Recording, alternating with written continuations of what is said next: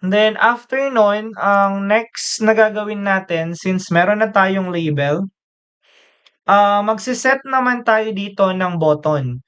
So, button naman yung gagamitin natin. Button. Para to sa login natin. So, gagamit tayo ng JButton and then papangalanan natin siya ng login, then button. Then, equal natin siya sa new JButton. And then, sa loob niya, isa-set natin siya into login. Then, semicolon.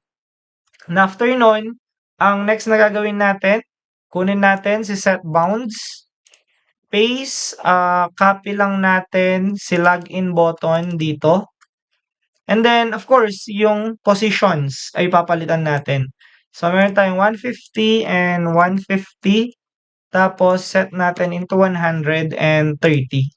Tapos, dito, copy, then paste. Kunin mo si login button and i-add mo siya sa mismong frame natin. So, i-run natin siya. Yan. So, kung mapapansin nyo, meron na tayo ngayong login button. So, wala pa siyang function, hindi pa siya clickable talaga, pero at least meron na tayong design for login natin.